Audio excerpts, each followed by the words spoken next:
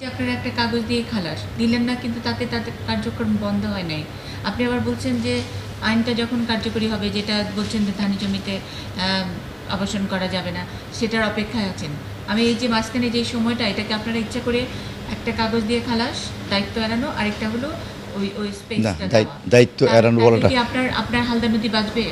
আমাকে যদি না আমি তো এই যে সিডিএ বলেন বা যে কোনো সংস্থা বলেন, সেটা মানে এটা চলে একটা নীতিমালার মাধ্যমে। সিডিএকে যে দায়িত্ব দেওয়া, এটা হলো অথরাইজেশন ডিপার্টমেন্টের ব্যাপার, প্ল্যানিং ডিপার্টমেন্ট ব্যাপার। ও যখন আমার কাছে শুধু চাইছে কি যে আমি একটা আবাসন প্রকল্প করতে চাই, এলইউসি বলে একটা ল্যান্ড ইউজ। এখন যখন আমার আবেদনটা নাকচ করে দিলাম, তখন সে আবার করতেছে।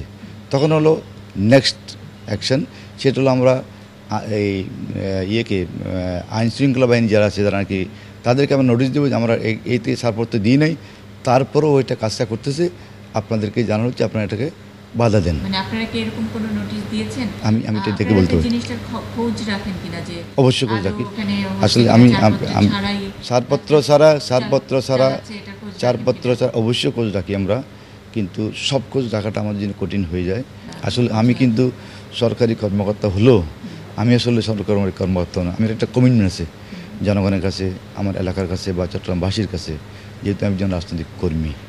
সেই হিসেবে আমি সাধারণত যেই সরকারি আমলারা যেভাবে আচরণ করে, সে আচরণ আমার পক্ষে শোভা পায় না। মানে আপনার এটা আসলে যে রাজনৈতিক কর্মীর কথা যেহেতু বললেন, সে কারণেই বলছি যে স্পেসটা দেওয়া হলো আইনের মাধ্যমে, সিডিএর লোকবলের অভাবের কথা বলে, এবং যে একটা নতুন আইন হতে যাচ্ছে, সেই আইনের টাইমিংটার কারণে। নট ফর দিস অনলি, এটার জন্য না, শুধু এটার জন্য। রাজনৈতিক কর্মীর কথা যেহেতু বললেন, আমরা জানি আপনাদের মানে এই ক্ষমতাসীন দলের লোকজন এই কাজটা করছে, এবং সেই জন্য কি তাদেরকে না এটা প্রশ্ন আসে না।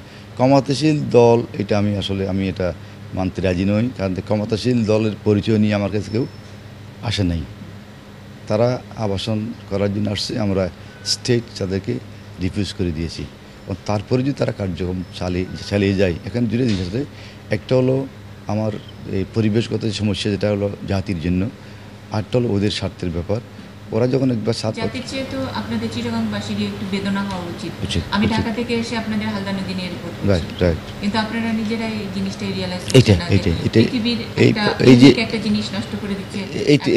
এই যে আপনাকে প্রথমে বললাম যে এই যে গণসচেতনতা, এইটা যদি আপনারা আসছেন, খালি জনগণ, সাধারণ মানুষ, মধ্যবিত্ত মানুষ আর রিক্সাওয়ালাদের মধ্যে গণসচেতনতা, যারা চেয়ারে বসে আছে তাদের সচেতনতা, এটা সাধারণ মানুষ বলতে সাধারণ মানুষ। আসলে আমরা যত কিছু দেখি না কেন, প্রতিবাদটা আসলে আসে সাধারণ মানুষের পক্ষ থেকে। এটা হলো আপনাকে শেয়ার করতে প্রতিবাদটা।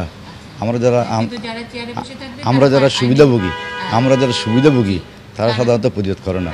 প্রতিবাদ এটা সবার জন্য, কিন্তু প্র্যাকটিক্যাল হলো যে এই প্রতিবাদটা সবসময়, সেটা শুরু থেকে যদি আপনি যে কোনো বিষয় চিন্তা করেন, প্রতিবাদটা আসে আসলে সাধারণ জনগণ থেকে।